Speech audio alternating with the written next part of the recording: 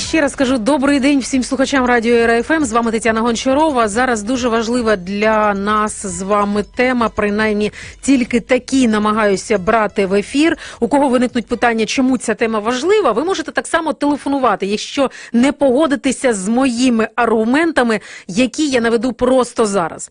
Сьогодні розпочалося формування складу Ради громадського контролю при Національному антикорупційному бюро України. Йдеться конкретно про 15 осіб, яких відберуть за результатами конкурсу. Кандидатури для участі в цьому конкурсі подаються громадськими об'єднаннями, діяльність яких пов'язана з запобіганням та протидією корупції. А я нагадаю вам, що у нас таких організацій в Україні близько 500. Подача документів стартувала сьогодні, триватиме до 19 травня. А потім всі ми з вами можемо проголосувати на сайті НАБУ за цих кандидатів до 31 травня включно.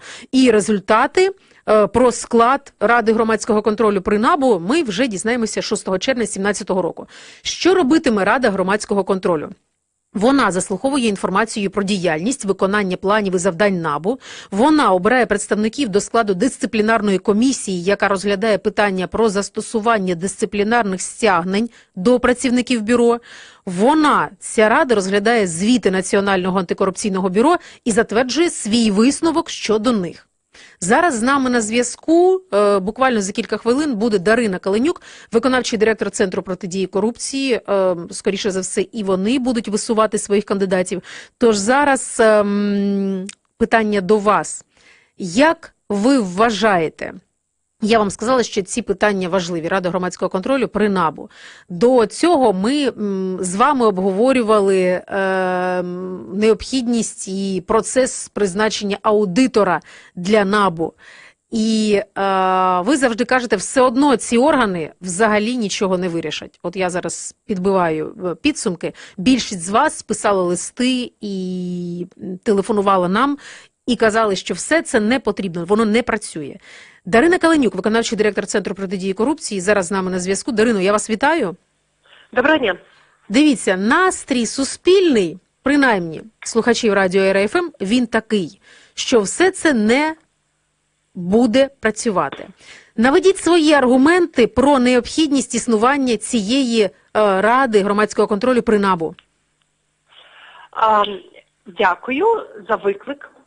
По-перше, я дуже добре розумію, чому більшість дуже скептична в діях НАБУ і в потребах Національного антикорупційного бюро і взагалі, що нам щось вдасться в боротьбі з корупцією. Адже люди і досі не бачать посадок і не бачать конфіскації.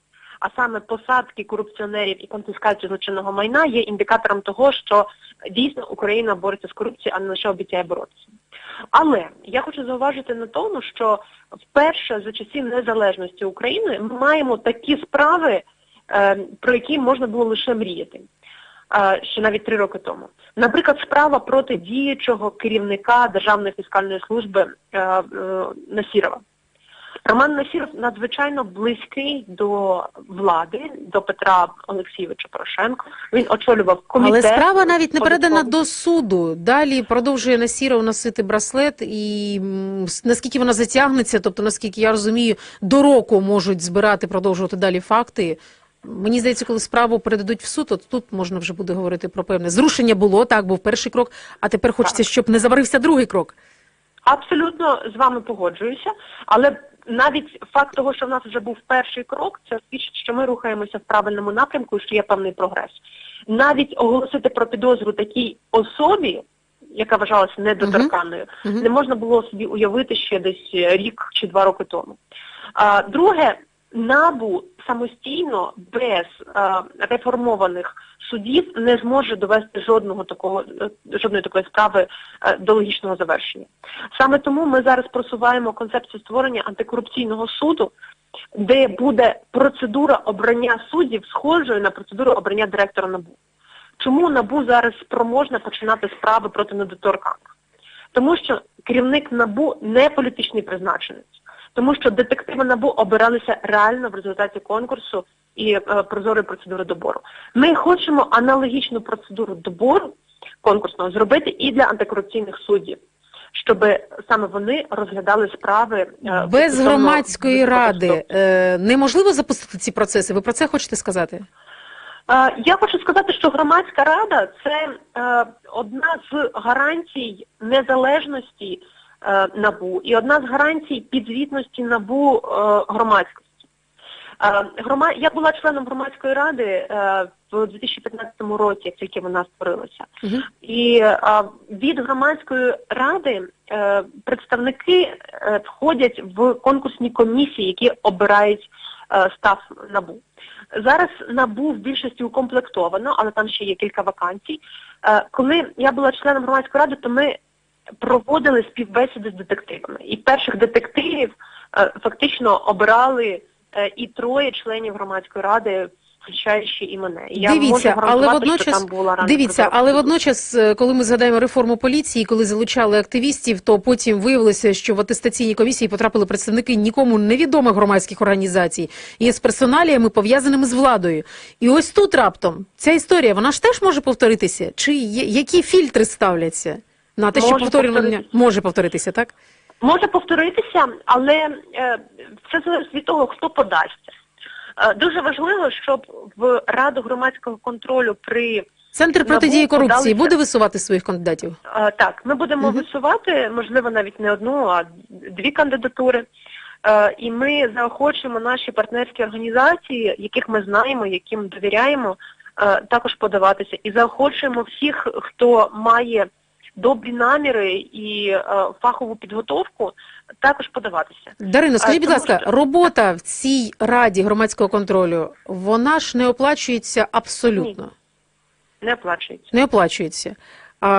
Ще питання останнє. Я сказала, що Рада громадського контролю, зокрема, буде розглядати звіти Національного антикорупційного бюро і затверджувати свій висновок щодо них.